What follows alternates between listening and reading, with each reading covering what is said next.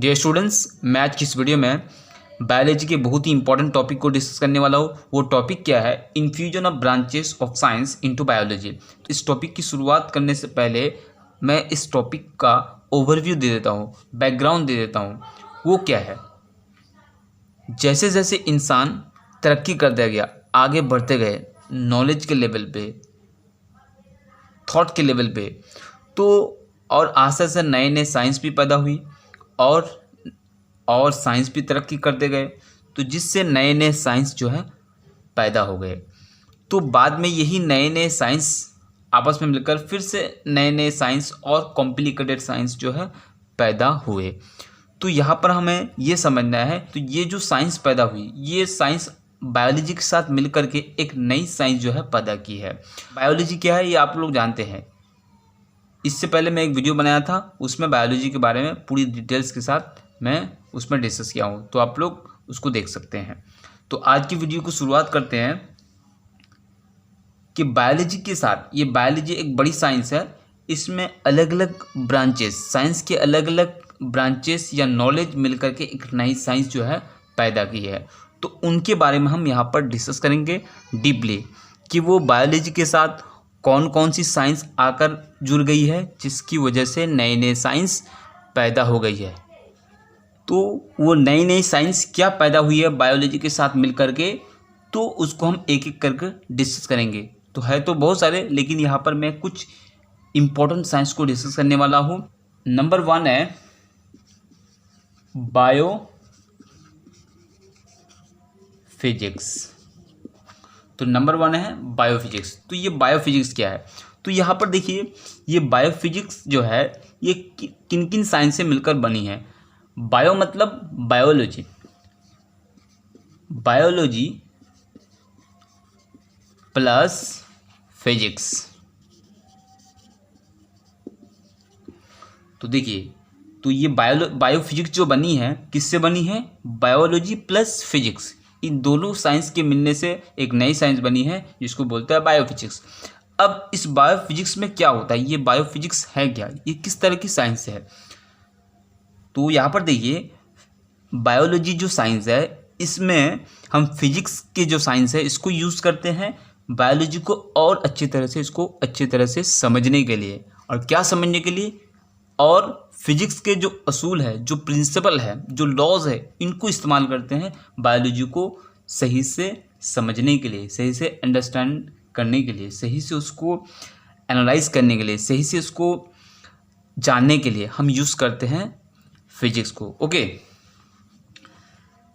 Example, जैसे किसी भी जानदार में या किसी भी एनिमल्स में या किसी प्लांट में मैग्नेट का क्या इफेक्ट पड़ता है, इलेक्ट्रिसिटी का क्या इफेक्ट पड़ता है, उसके बाद रेडियो एक्टिविटी जो है उसका क्या इफेक्ट पड़ता है, उसके बाद ग्रेविटी की क्या इफेक्ट पड़ता है इस पर, जानदारों पर, एनिमल्स पर। नंबर 2 है बायोकेमिस्ट्री। बायोकेमिस्ट्री,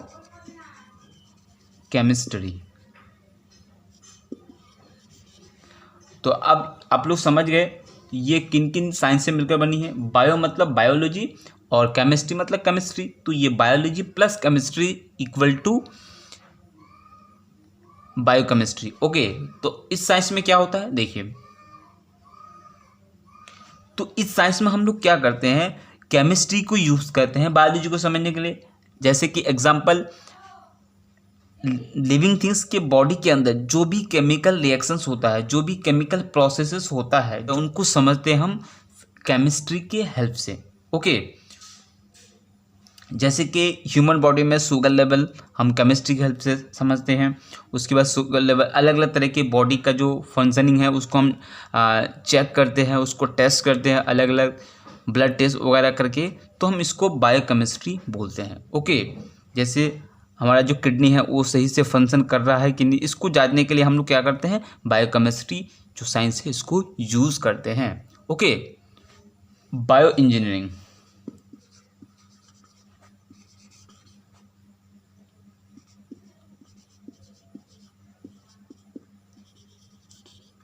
अब देखिए बायो इंजीनियरिंग क्या है, biology plus engineering is equal to bio engineering.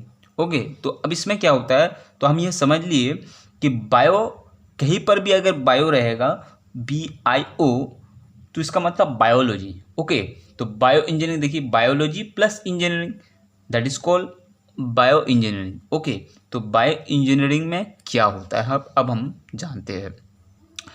तो बायो इंजीनियरिंग जो है, ये इंजीनियरिंग जो है, इंजीनियरिंग साइंस को हम यूज़ करते हैं बायोलॉजी में।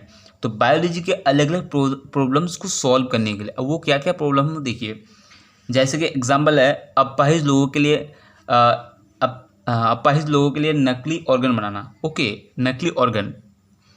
उसके बाद अलग अलग तरह की जो डिजीज़ है उसको सही से डायग्नोस करने के लिए, सही से डिटेक्ट करने के लिए, सही से उसको जानने के लिए, सही से उसको खोज करने के लिए हम अलग अलग मशीन भी इसी बायो इंजीनियरिंग की हेल्प से बनाते हैं। जैसे एक्सरे हो गया, MRI हो गया, CT स्कैन हो गया, ये अलग अलग मशीन हम बनाए हैं किसकी हेल्प से, बायो इंजीनियरिंग की हेल्प से। तो ये एक साइंस है जिसमें हम लोग इंजीनियरिंग को यूज़ करते हैं बायोलॉजी में, बायोलॉजी के अलग अलग प्रॉब्लम्स को सॉल्व करने में। Okay, that is called bio engineering.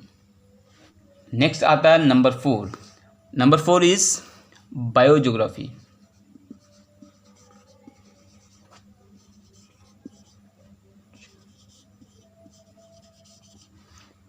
तो बायोज्योग्राफी क्या है, biology plus geography is equal to biogeography. तो अब इसमें क्या होता है देखिए, तो इसमें हम ज्योग्राफी को यूज़ करते हैं बायोलॉजी को समझने के लिए। अब देखिए इसमें क्या होता है कि दुनिया के अलग अलग रीजन में, वर्ल्ड के अलग अलग हिस्से में किस तरह की एनिमल्स पाए जाते हैं, किस तरह के प्लांट्स पाए जाते हैं, प्लांट्स के अलग अलग टाइप पाए जाते हैं, एनिमल्स के अलग अलग टाइप पाए जाते हैं, एनिमल्स के अलग अलग कैटेगरी है।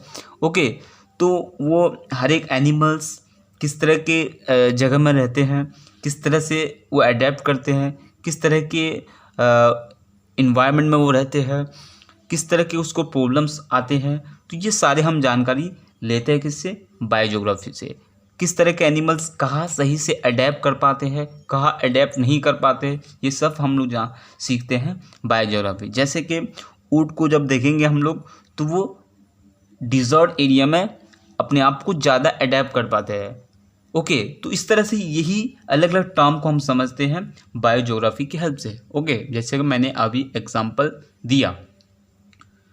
और इसमें और एक चीज़ सीखते हैं, तो अलग अलग एनिमल की जो रहने की जगह है, किस तरह से वो रहते हैं, किस जगह रहते हैं, किस तरह से अपने आप को उस इन्वायरमेंट के साथ, उस वेदर के साथ अपने आप को ढालते हैं, अपने आप को चेंज करते हैं, ये सब हम सीखते हैं बायोज्योग्राफी में। ओके, नेक्स्ट आता है 5। 5 क्या है, बायोमेट्री। बायोमेट्री और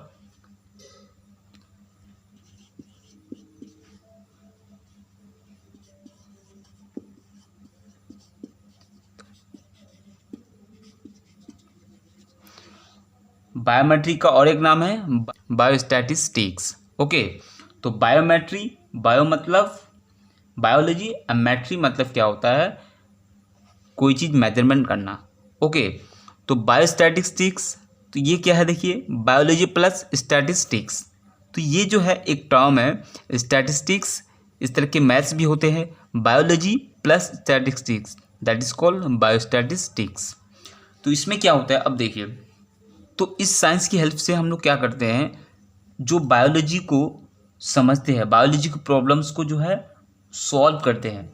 ओके, स्टैटिस्टिक्स को यूज़ करके, इसके लॉज को, इसके प्रिंसिपल को, इसके फॉर्मूले को यूज़ करके हम बायोलॉजी के प्रॉब्लम्स को और बायोलॉजी को अच्छी तरह से समझने की कोशिश करते हैं। ओके, और जो कॉम्प्लेक्स डेटा है, जो कॉम्प्लेक्स जानकारी है, ओके, जो कॉम्प्लेक्स इन्फॉर्मेशन है, जो कॉम्प्लिकेटेड इन्फॉर्मेशन है, उसको एनालाइज करते हैं स्टैटिस्टिक्स की हेल्प से। ओके, ताकि इसको समझने में, इसको सॉल्व करने हैं, कोई भी बायोलॉजी में कोई भी अगर प्रॉब्लम हो, कोई भी अगर इश्यूज हो, उसको सॉल्व किया जाता है आसानी से।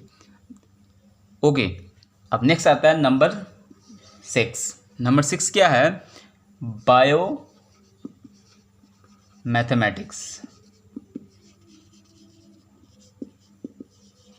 बायोमैथमेटिक्स, तो बायोमैथमेटिक्स किन किन से मिलकर बनी है? Biology plus mathematics. Biology plus mathematics is equal to bio mathematics. तो इसमें क्या होता है, इस साइंस में हम लोग क्या करते हैं, इस साइंस का यूज़ क्या है ये आप देखते हैं। तो ये बिल्कुल सिंपल है। इसमें जो बायोलॉजिकल जो प्रॉब्लम्स है, जो बायोलॉजिकल इश्यूज़ है, तो उसको हम मैथमेटिक्स के फॉर्मूले को, मैथमेटिक्स के रूल्स को, मैथमेटिक्स के लॉस को यूज़ करके हम उसको सॉल्व करते हैं। ओके, जैसे किसी इलाके में कितने जानवर है, उसको किस तरह की प्रॉब्लम्स होती है, कितने, अगर इस तरह से प्रॉब्लम होते रहे तो और 10 साल बाद, 20 साल बाद क्या होगा, ये सारी जानकारी हम लोग बायो मैथमेटिक्स की हेल्प से करते हैं। ओके, तो कोई भी इसमें प्रॉब्लम्स आती है हेल्थ वाइज कोई भी, तो इसमें सॉल्व करता है बायो मैथमेटिक्स में। जो भी कैलकुलेशन है उसको हम करते हैं बायो मैथमेटिक्स की हेल्प से। ओके, नेक्स्ट आता है number 7। Number 7 is bio informatics. Bio informatics, bio informatics. तो बायो इन्फॉर्मेटिक्स क्या है? Biology plus information is equal to bio informatics.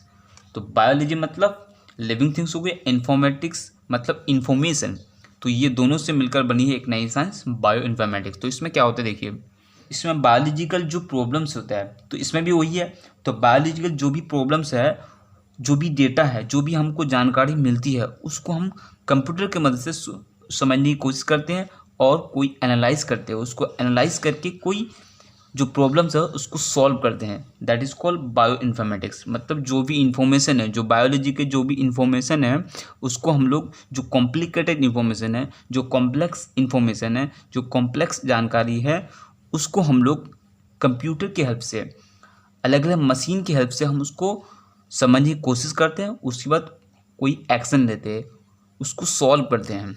Okay, that is called bio informatics. Number 8 है bio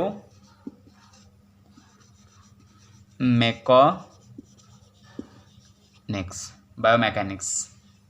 तो ये बायो मैकेनिक्स क्या है? तो बायोलॉजी प्लस मैकेनिक्स, ये दोनों मिलकर बनी है बायो मैकेनिक्स साइंस। ओके, तो बायो मैकेनिक्स में क्या होता है, आप देखिए।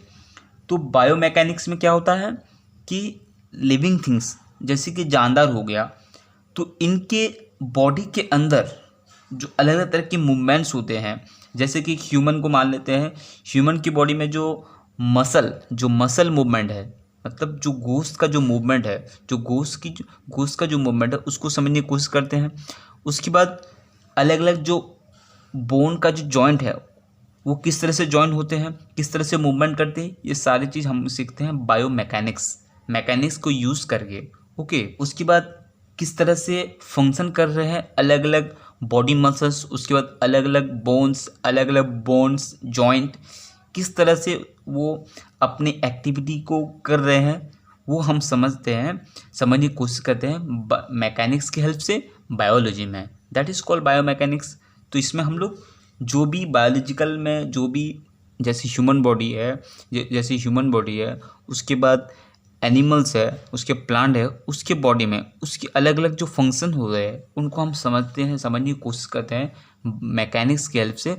That is called bio mechanics.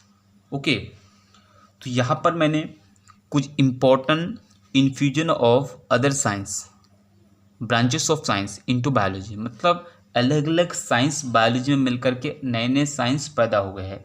तो उन साइंस के बारे में मैंने यहाँ पर डिटेल्स में बताए, जो कुछ इम्पोर्टेंट साइंस है। और भी है, तो मैं यहाँ पर 8 अलग अलग ब्रांचेस के बारे में डिस्कस किया।